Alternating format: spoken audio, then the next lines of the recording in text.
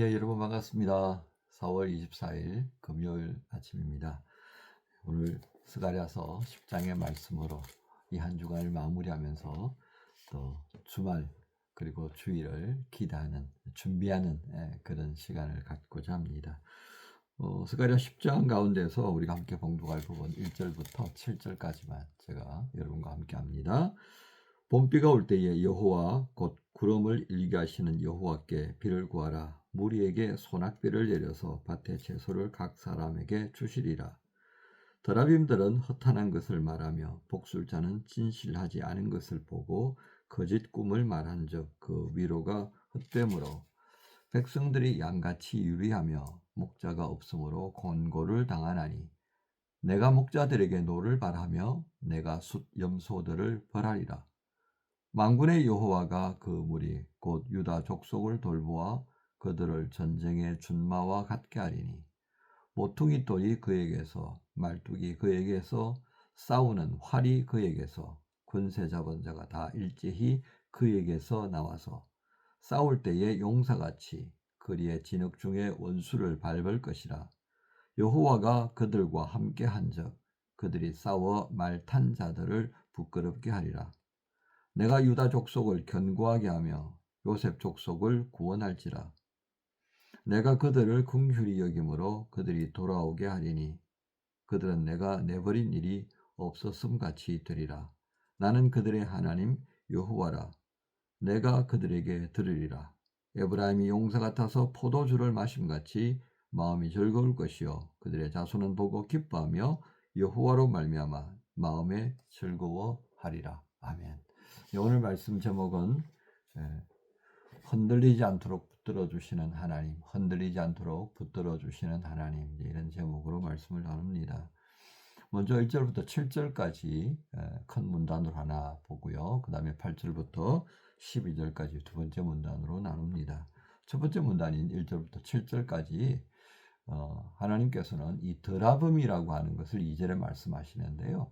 이 드라빔이라고 하는 것은 가정 수호신에 해당합니다. 이 드라빔을 여러분이 혹시 기억할지 모르겠는데요.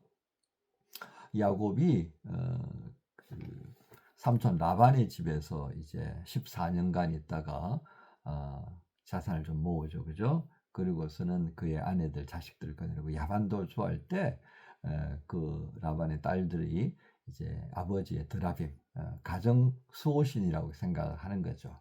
그걸 이제 훔쳐 나옵니다. 그렇게 하면 아버지 집안에 있던 그 복이 딸들이 이 드라빔을 가져가기 때문에 그 복도 이 드라빔과 함께 자기들에게로 옮겨올 거다 이런 생각을 하는 거죠.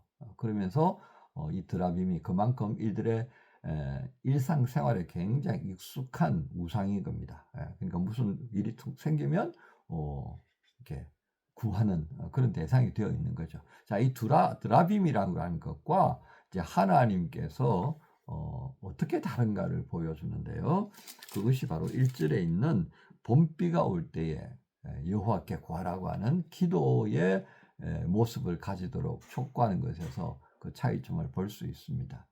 그렇게 하면 이스라엘 백성들은 이 이른비, 그러니까 파종하기 전에 내리는 그 비와 그 다음에 파종하고 난 다음에 내리는 늦은 비가 정말 시기적절하게 내려야만이 제대로 된 농사를 하는 거예요. 그런데 이스라엘 백성들이 가나안 땅에 들어왔을 때 이들은 농사를 누구한테 배웠겠습니까? 그렇습니다. 블레셋 사람들한테 배운 거예요. 우상을 통하여서 바알과 아세라라고 하는 이 혼합 종교를 통하여서 그들은 농사 짓는 그 비결, 절기에 맞추어서 어떻게 해야 되는지를 이제 배우게 되는 거예요. 여기서 이제 이스라엘 백성들의 종교 혼합주의, 그 다음에 우상 숭배하는 것에 맛을 들기 시작합니다. 바로 그 상징적인 것이 여기 드라빔에 들어있다라고 하는 것입니다. 그러니까 하나님께서 스가랴를 통하여서 뭘 말씀하시는 거예요? 드라빔을 의지하지 말라는 거예요. 비가 오고 그래서 농사가 지어지니 모든 것이 누구로부터 비롯된다고요? 예, 10장 1절에 여호와께 비를 구하라 이렇게 나타나는 거예요.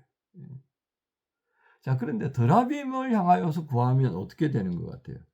그것은 거짓과 함께하는 것이 된다는 것을 2절에 말씀합니다. 보세요. 드라빔들은 허탄한 것을 말하며 복술자는 진실하지 않은 것을 보고, 소위 말해 우리가 이렇게 표현할 수 있죠. 듣고 싶은 것을 들려주는 거예요. 이게 드라빔이에요.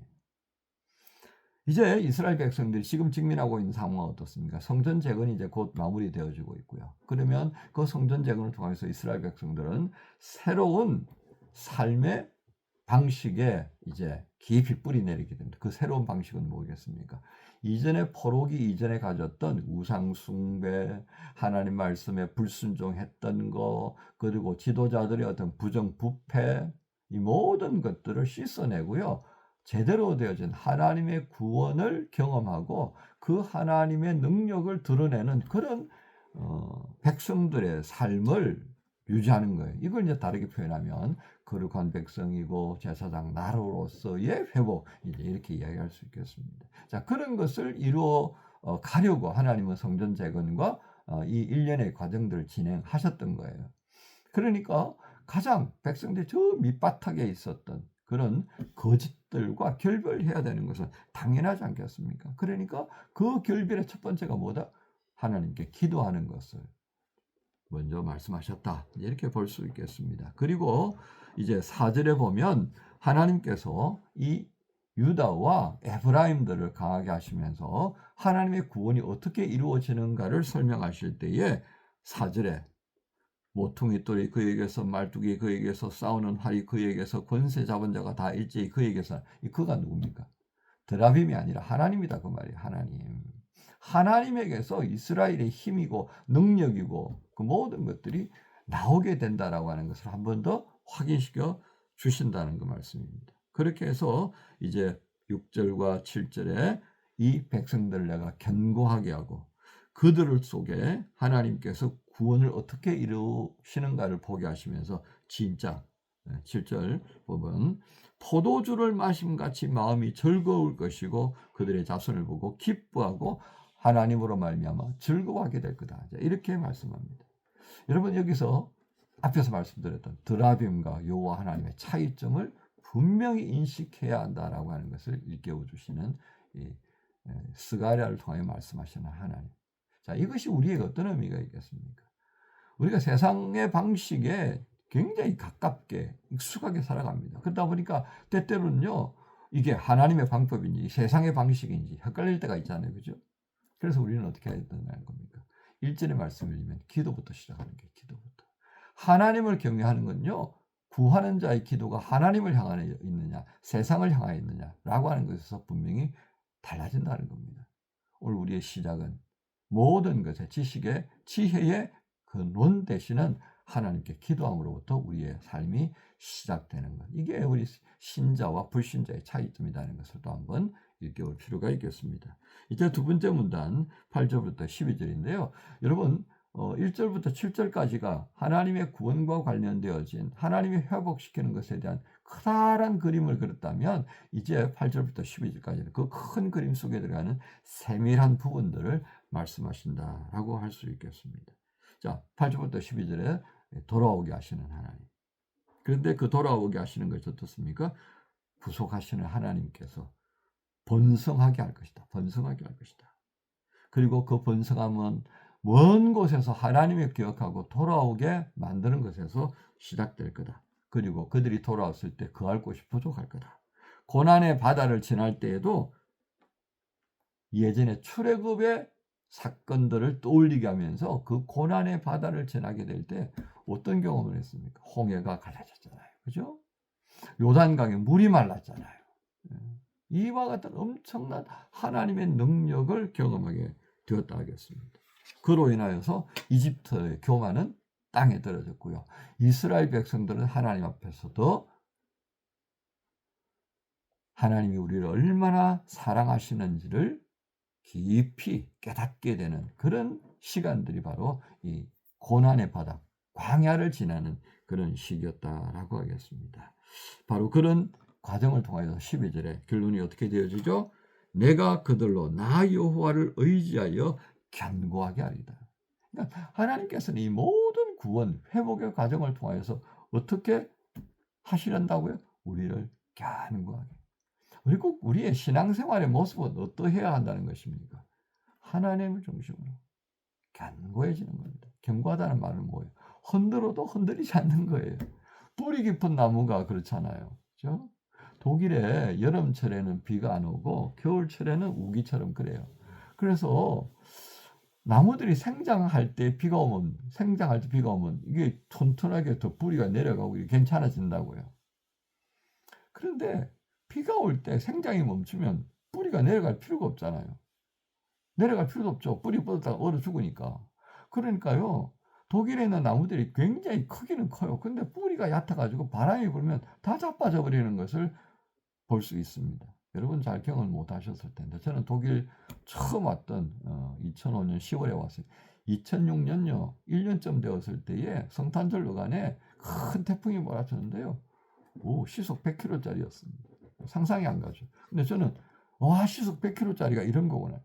그 다음 날요, 제가 마북에 살았을 텐데 기숙사 뒤편에 숲에요, 어른 팔 2개가 감아도 안 되는 그 큰 나무들이 막 쓰러진 거예요.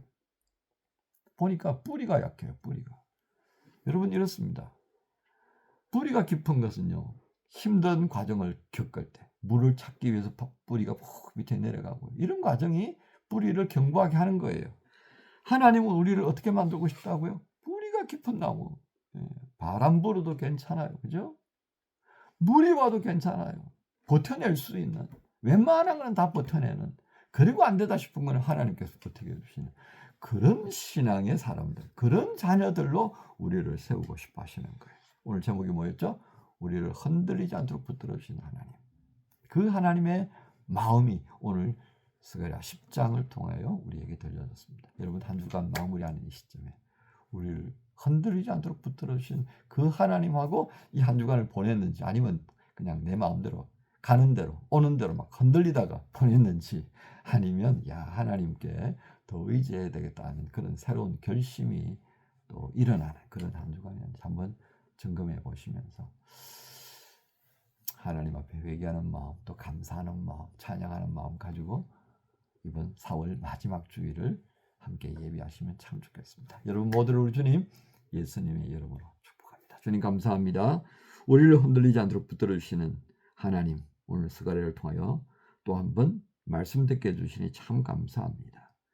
우리가 믿는 하나님은 드라빔처럼 어리석은 존재, 거짓말하는 자가 아닌 것을 또 한 번 깨닫게 하셨습니다.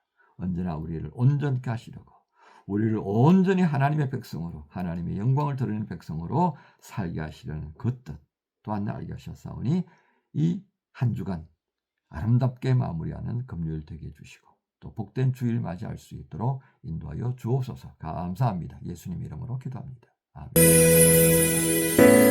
안개가 날 가리워 내 믿음 흔들리려 할 때 나 주님께